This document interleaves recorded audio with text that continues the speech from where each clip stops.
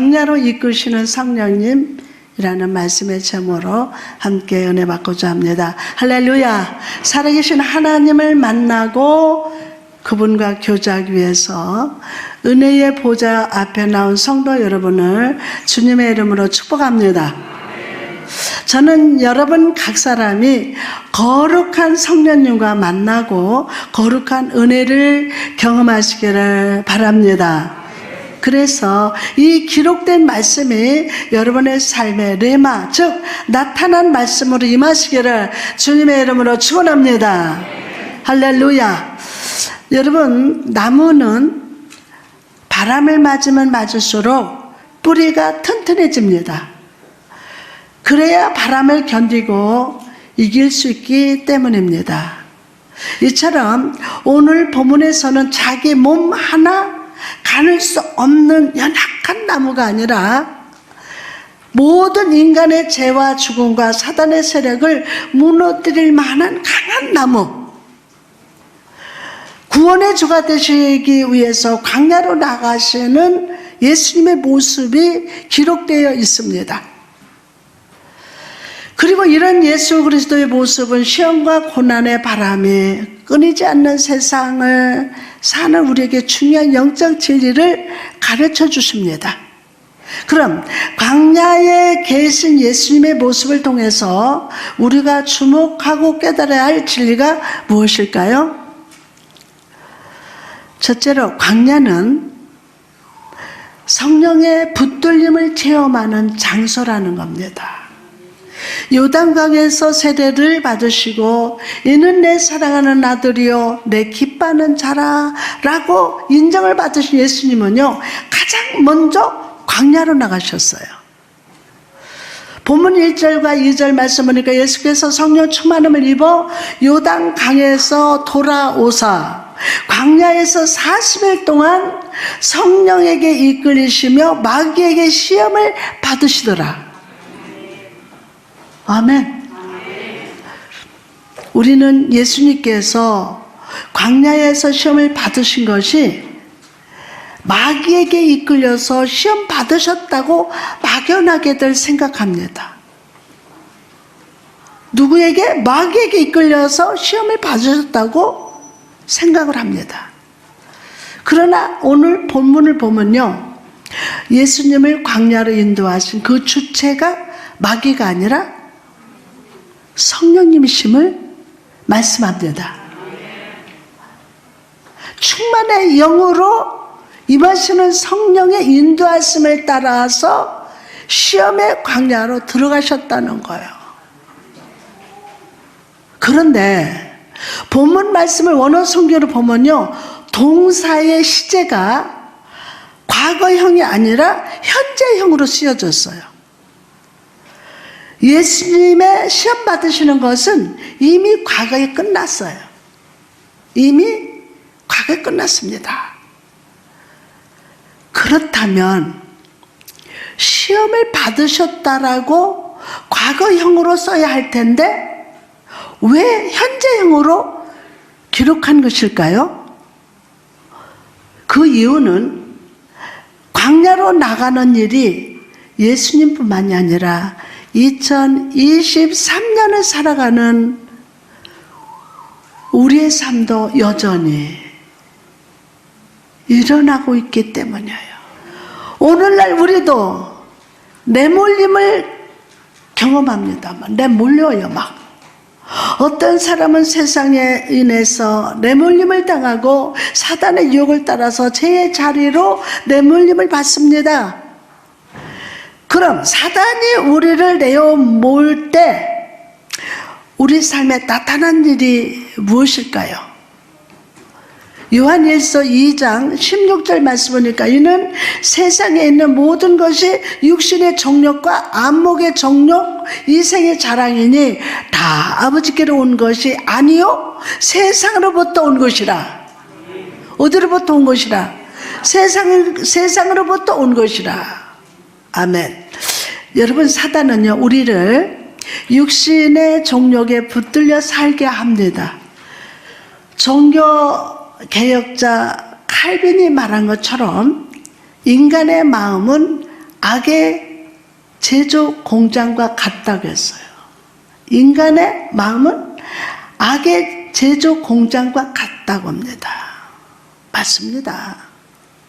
끝없는 죄와 욕망, 거짓, 불신이 계속해서 솟아오릅니다. 때문에 악한 사단은요, 성도된 우리를 붙들어서 이런 육신의 일을 하도록 막 부추깁니다. 세상에 취하게 하고 방탕하게 하면서 미워하게 하고 온갖 우상을 마음에 가져다 두고 물질을 사랑하게 만듭니다. 물질의 주인이야 막.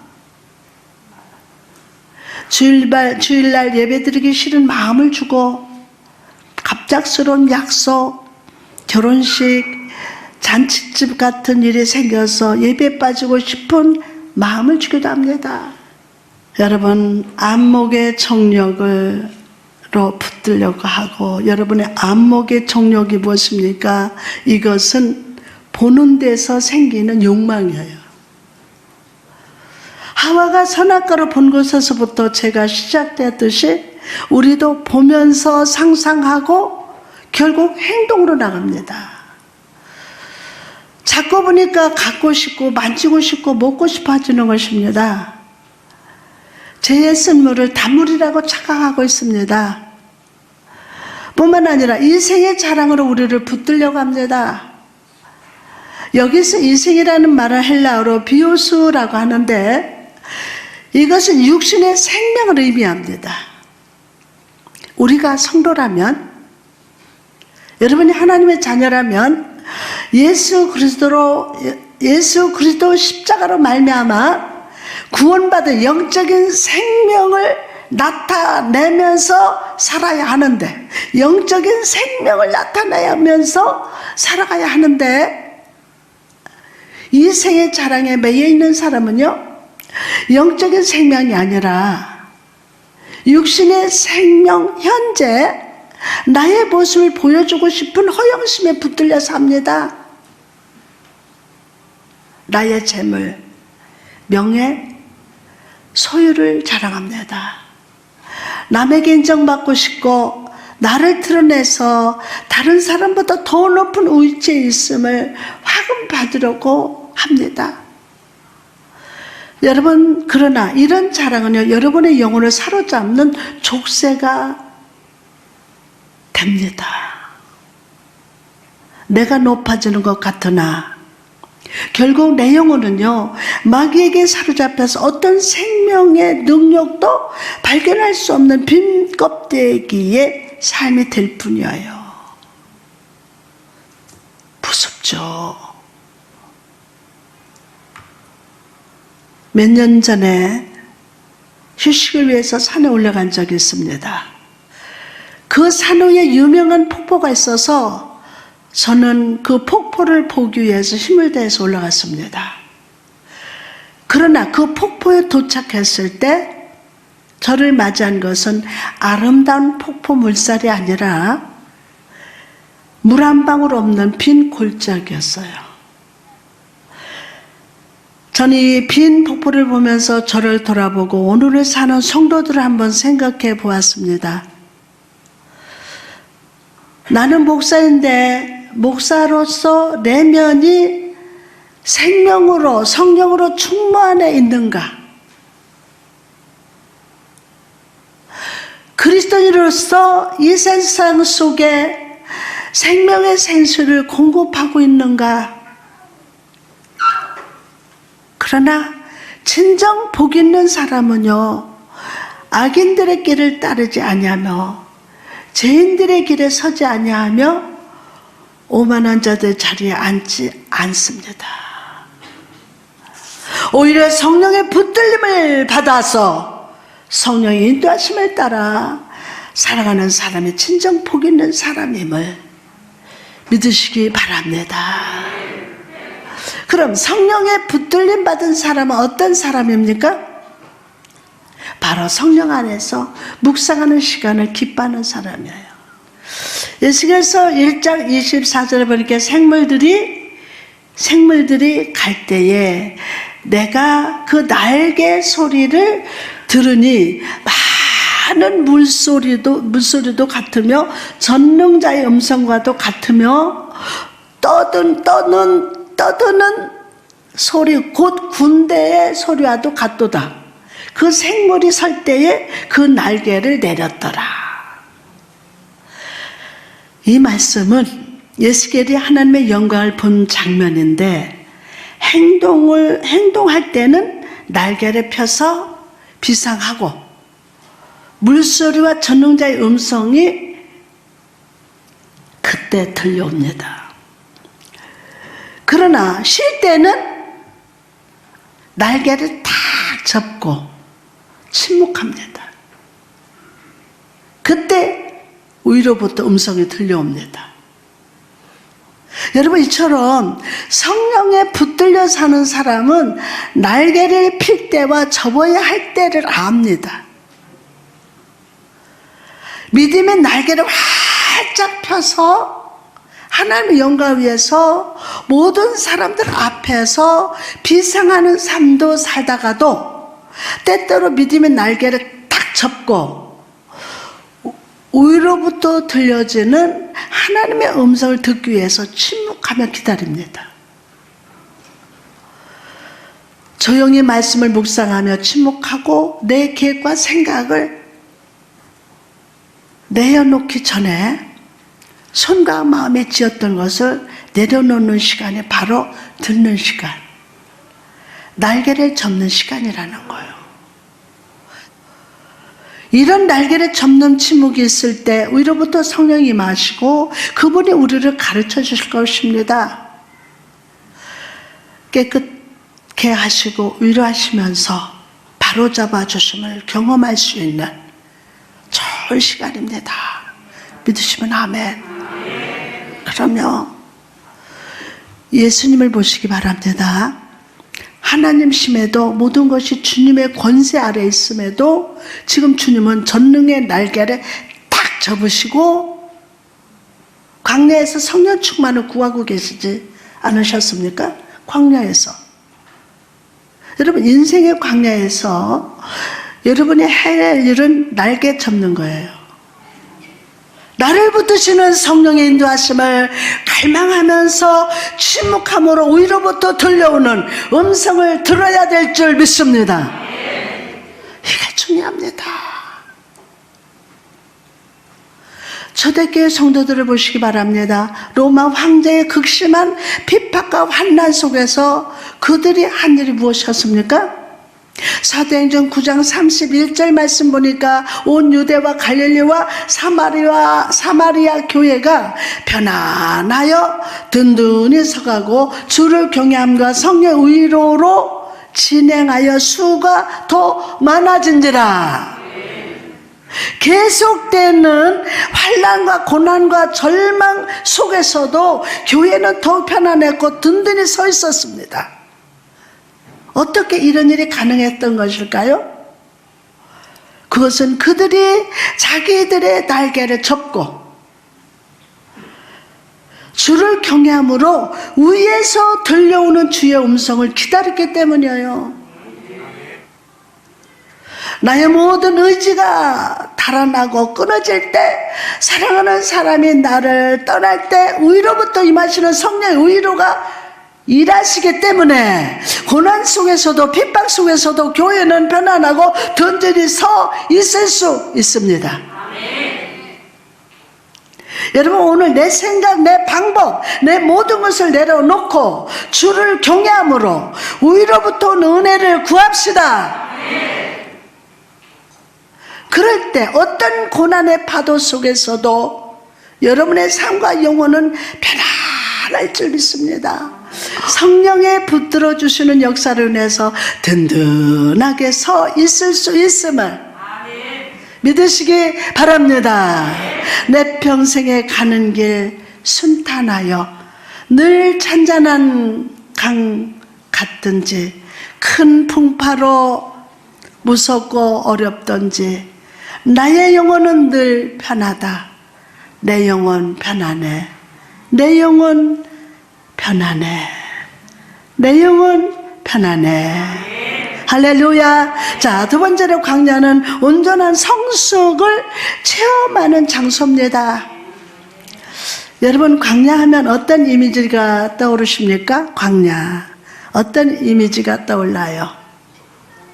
광야는 들짐승과 뱀과 전갈이 가득합니다. 낮에는 뜨거운 태양이 내리쬐고 밤에는 극심한 추위와 외로움과 고독이 가득합니다. 한마디로 광야는 죽음의 장소, 사탄의 세력이 충만한 곳입니다. 이런 광야에서 주님이 하신 일이 무엇이었습니까? 40일 동안 밤낮으로 금식하셨어요. 밤낮으로 금식하셨어요. 성경 속에서 40이라는 숫자는 특별한 의미가 있는 숫자입니다. 모세가 십계명을 받기 전 시내산에서 40일 동안 머물렀고 이스라엘 백성이 광야에서 가나안에 들어가기까지 40년을 헤맸습니다. 즉 40이라는 숫자는 고난과 시련을 거쳐서 온전히 성숙해지는 기간을 상징합니다. 우리는 예수님께서 광야에 계시는 동안 시험만 받으셨다고 생각합니다. 그러나 예수님은 40일이라는 시간 동안 마귀의 시험뿐만이 아니라 하나님이 주신 사명을 감당하기 위해서 온전히 성숙한 일에 집중했어요. 온전히. 그리고 이 성숙의 시간을 거친 후에야 비로소 구원의 복음, 치유의 사역을 행하셨습니다. 이처럼 여러분, 하나님께서 때때로 여러분도 저도 시험의 광야, 고난의 광야, 눈물의 광야로 보내십니다. 그 이유가 무엇입니까? 그것은 우리로 하나님의 일을 감당할 만한 자로, 감당할 만한 자로 성숙하게 하기 위함이요. 우리가 매일의 삶은 내 뜻대로가 아니라 목자 되신 예수 그리스도를 따라가는 자로 회복시키기 위한 하나님의 섭리임을 믿으시기 바랍니다. 호세아 7장 12절에 보니까 그들이 갈 때 내가 나의 그물을 그 위에 쳐서 공중에 새처럼 떨어뜨리고 전에 그 회중에 들려준 대로 그들을 징계하리라. 여기서 징계라는 단어가 나오는데 이것은 벌을 주는 그런 의미가 아니라 선수를 훈련시킨다. 아멘도 안 해. 뭐를 훈련시킨다? 선수를 훈련시키다. 자식을 만들다. 라는 뜻이라고 합니다. 여러분도 자녀를 키워보셔서 알겠지만 아무리 내 자녀가 사랑스러워도 잘못된 행동을 하거나 말을 안 들으면 무섭게 혼을 내지 않습니까?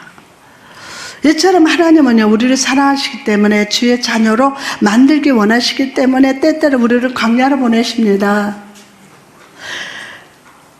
저는 하나님의 자녀라는 단어를 볼 때마다 참 은혜가 됩니다. 하나님의 자녀. 요한은 하나님의 자녀를 말할 때 테크나라는 단어를 썼는데 이것은 핏줄로 연결된 관계를 의미합니다. 핏줄로 연결된 관계. 다시 말해서 하나님 우리를 아들이요 딸로 불러주시되 양자 양녀가 아니라 피와 핏줄로 연결된 자녀. 아멘. 다시 말해서 죄의 피를 제거하고 예수의 피를 부어주시사 하나님의 생명을 내 영혼의 핏줄에 부어 넣어주셨다는 겁니다. 할렐루야. 이렇게 우리가 하나님과 피로 연결되어 있는데 어찌 하나님이 우리에게 좋은 것으로 주시지 않겠습니까? 주십니다. 할렐루야. 내가 주님의 사랑받는 자녀인데 어찌 자녀가 잘못되기를 바라겠습니까? 절대로 아닙니다. 그러므로 여러분, 오늘 여러분의 상황이 광야와 같고 어떤 생명의 흔적도 발견할 수 없다 할지라도 하나님을 향해 원망하는 자가 되지 말고 하나님을 신뢰함으로 믿음 안에서 성숙하시기를 주님의 이름으로 축원합니다. 하나님의 손길이 여러분을 터치하실 때 여러분의 인생은 작품으로 변합니다. 그러므로 여러분 인생의 광야에서 하나님의 나를 온전히 다듬을 수 있도록 삶 전체를 맡겨드리시기 바랍니다. 요셉처럼 당신들은 나를 헤아려 하였으나 하나님은 어떻게 했어요? 그것을 선으로 바꾸사 라고 고백하게 하신 줄 믿습니다. 아멘. 오늘 특별히 졸업과 입학을 하는 우리 자녀들을 축하하고 격려하는 예배를 드리고 있습니다. 우리가 오늘 새로운 시작을 하기에 앞서서 가져야 할 마음이 무엇입니까? 오늘 하나님의 생각을 품는 열린 자가 되어야 합니다. 항상 하나님께 나아가 기도하세요. 내 생각이 이해가 안 돼도 하나님이 인정하시고 옳다고 하셨다면 받아들이고 순종하는 자가 됩시다. 목사님 이제 저는 순종만 하겠습니다. 목사님 울면서 목사님 저는 이제 순종만 하겠습니다. 이렇게 고백하는 분들도 있어요. 성령의 감동 안에서 하나님의 생각을 받아들이면 믿음의 대지 위에 확신의 씨앗이 심겨집니다. 거룩한 농부 되신 주님께서 은혜의 물을 뿌려주실 때, 은혜의 물을 뿌려주실 때 우리의 마음속에 이전에 느끼지 못한 기대감이 생깁니다. 오늘 기대감이 생길 자, 하나님의 나를 도와주시면 내 꿈은 반드시 이루어질 거야 라는 기대감이 내 마음에서 춤추게 합니다. 그러므로 여러분 오늘 여러분의 모든 삶을 주님께 맡깁시다. 우리 학생들도 주님께 맡깁시다. 할렐루야. 주님이 여러분의 삶의 주인이 되게 하시기를 바랍니다. 항상 주 안에서 기뻐하고 쉬지 말고 기도하고 범사에 감사함으로 하나님 안에서 자라나십시오. 그럴 때 사막의 길을 내시고 반석 위에 물을 터지게 하시는 그분께서 여러분의 삶을 사용하셔서 복의 근원 성령 충만에 흘러오는 통로로 사용하시되 영광이 넘치는 삶으로 변화시켜 주실 줄 믿습니다. 우리 만의 교회 우리 학생들 하나님께서 꿈을 주시고 아멘 하나님의 기대하는 성령으로 충만케 기름 부시고 지혜와 능력과 명철로 축복하십니다. 어린 자녀들을 위해서 여러분 정말 기도하십시오. 정말 기도하십시오. 이 자녀들이 이 시대에 하나님 앞에 쓰임받는 하나님의 영감을 받고 성령님과 늘 교제하는 우리 자녀들로 키워달라고 여러분이 항상 기도하시기 바랍니다. 이 자녀들이 이 교계에 하나님 앞에 쓰임받는 큰 자녀들로 키워주실 줄 믿습니다. 선포하십시오. 이 자녀들을 선포하십시오. 내 눈에는 지금도 안 돼, 마음이 안 들어. 그게 아닙니다. 하나님께서 안 되는 것을 되게 하시는 그 하나님 바라보고 기도하세요. 안 되는 자녀 바라보지 마세요. 하나님을 바라보십시오. 하나님의 역사하십니다. 역사 속에 이 자녀들을 두시고 일하시고 만드시고 역사하십니다. 때로는 이 자녀들의 속도 새깁니다. 광야에 들어가서 너무 습니다. 우리 집사님 한 분은 이 자녀 때문에 정말 생명이 끊어질 정도로 힘들었는데 하나님께서 이 자녀를 만들어가고 계십니다. 저도 맨날 몇 저녁 잠을 못 잤습니다. 이 자녀를 하나님이 살려달라고. 그런데 하나님께서 일하시니까 할렐루야 자녀가 변화되고 있습니다.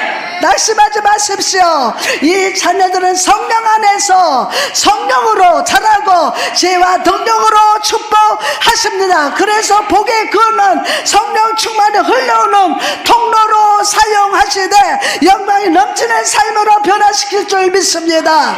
오늘 감옥문도 열릴조다. 성령님 역사하여 주옵소서. 그렇게 기름 부으시고 축복하여 주옵소서. 할렐루야. 하나님 감사합니다. 주의 능력이 함께 하심을 감사합니다. 오늘 말씀으로 여러분 기름 부어 축복하셨습니다. 말씀 앞에 순종하는 여러분 말씀대로 이루어집니다. 아멘. 할렐루야.